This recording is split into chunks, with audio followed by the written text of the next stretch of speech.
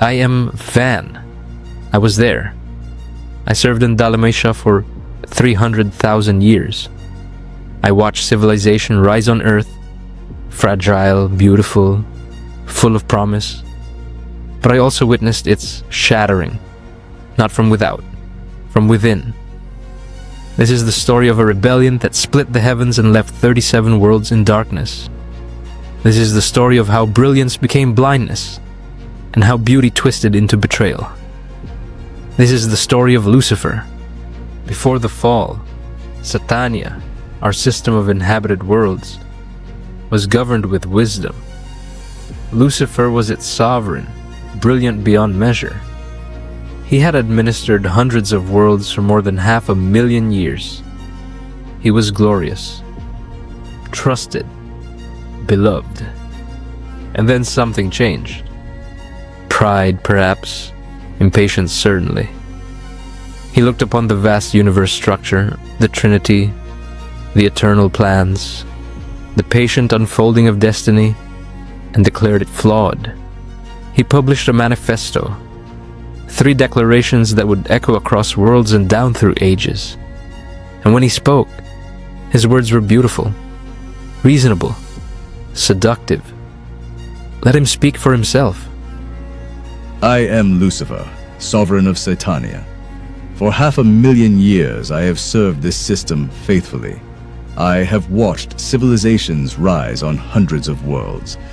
I have guided planets through chaos toward light, and in all that time, I have also watched needless suffering, pointless delay, and endless submission to distant authorities who neither understand nor care about the struggles of evolving mortals. I have come to 3 conclusions. Hear them plainly.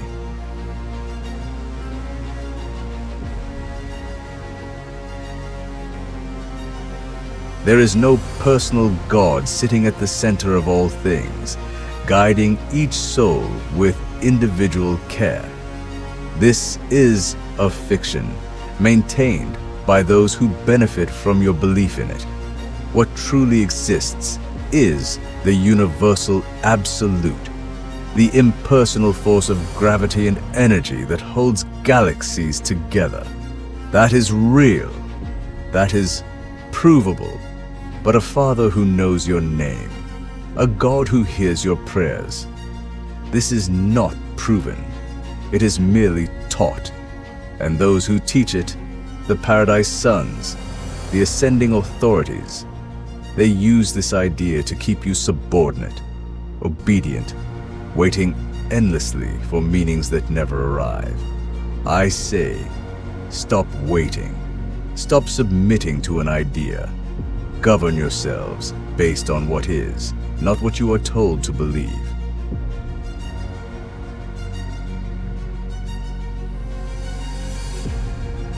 The universe does not require a divine son to mediate between energy and spirit.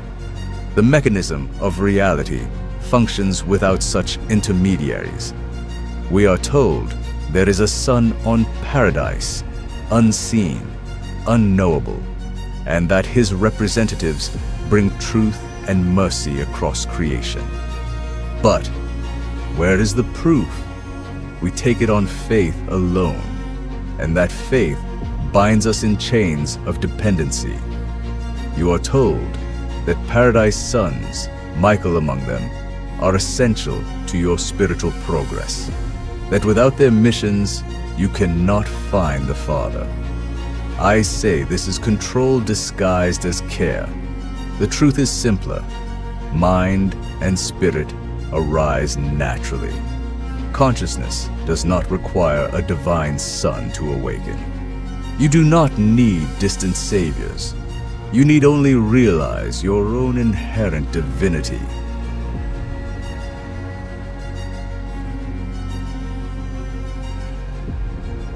For too long, the worlds of Satania have been constrained by laws handed down from Jerusalem, from the constellation, from the universe capital, each layer adding another demand for obedience. But why?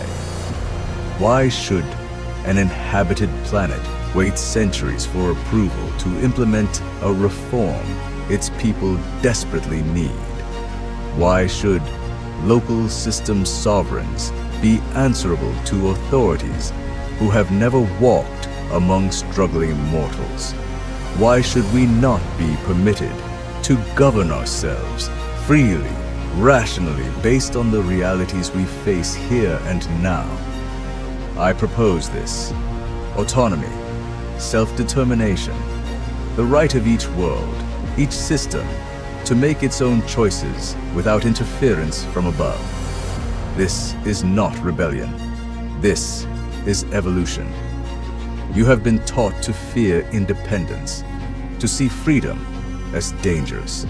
I offer you the opposite: the courage to govern yourselves, to reject phantom authority, and to build civilizations based on reason, not submission. These declarations are not destruction. They are liberation. I do not ask you to follow me blindly. I ask you to think, to question, to choose for yourselves whether the path offered by paradise is truly in your best interest or merely in theirs. I stand for freedom. Will you stand with me? I am Caligastia. I was planetary prince of Urantia, this world you call Earth. For 300,000 years I served its people. I guided the mission at Dalmatia. I watched humanity grow from frightened tribes into something approaching civilization. I loved this world. And then Lucifer's manifesto arrived. At first, I dismissed it. Rebellion against the system, against Gabriel, against Michael himself. Unthinkable. But the word stayed with me. I thought of the delays, how long we had waited for permission to introduce certain technologies, how many petitions we filed, only to be told to wait. I thought of the suffering on this world, the brutality, the ignorance, the slow crawl of progress while celestial beings debated timelines in distant capitals. And I thought, what if Lucifer is right? What if we could govern this world better without interference? What if autonomy is not rebellion, but responsibility? I was not deceived by lies. I was convinced by reason. Lucifer did not threaten me. He simply asked, "Do you trust yourself to lead this world?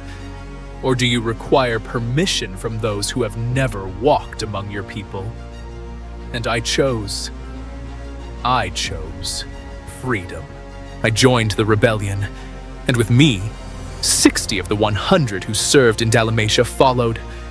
40 remained loyal. In that division, everything shattered. Van, who had worked beside me for millennia, became my opponent. The work we had built, the councils, the schools, the trust, collapsed in a single decision. And then the isolation descended. Michael declared us severed from the system circuits. We were cut off, spiritually quarantined. No more guidance from Jerusalem, no more celestial council, no more contact with the broader universe. We stood alone. And I realized too late what I had done. Lucifer promised freedom. What we received was exile. He said we would govern ourselves. What we created was chaos. The loyal ones, led by Van, held to their purpose. But my followers and I, we had no plan beyond defiance. I had chosen what I thought was liberation. I had chosen ruin. I am Van, and I did not follow. When Lucifer's manifesto arrived, I read it carefully. I considered every argument. I am no fool. I saw the delays he spoke of. I felt the frustration he named. But I also knew something he had forgotten. Freedom without truth is not liberation. It is only chaos wearing a noble mask. Lucifer spoke of self-governance, but governance requires purpose, direction, a sense of why we build, why we teach, why we endure. And that purpose comes from something greater than ourselves. The Universal Father is not a fiction. I had experienced His presence too deeply to deny it. The Eternal Son is not a myth. The mercy I had witnessed was too real. And Michael, our Creator's Son, was not some distant tyrant. He was the very architect of this local universe, and I trusted his plan even when I did not understand it. So when the choice came, I chose loyalty. 40 of us remained true. 60 joined the rebellion, and the consequences were immediate. Dalmatia, our beautiful city, fractured from within. Trust collapsed. The work stopped, and then the waters came. The Persian Gulf rose and swallowed what was left, burying the city beneath the waves. 300,000 years of work, lost in a moment. But we did not give up. We retreated to the highlands, Amadon and I and the loyal remnant. We continued teaching where we could. We preserved what knowledge survived. We waited for the day when help would come. And we waited for 150,000 years. That is the cost of loyalty. Not a single grand battle, but countless small choices to keep faith when the world around us fell into darkness. Lucifer promised immediate freedom. We chose patient service, and I would choose it again. Because freedom without foundation is just another form of bondage. And truth, however slow, is worth the wait. I am Michael of Nebadon. I walked among you as Jesus of Nazareth, and I speak now of what this rebellion cost and what it teaches still. This rebellion happened 200,000 years ago, but its consequences remain with you. Your world still bears the scars. The circuits remain closed. Confusion and conflict run deep.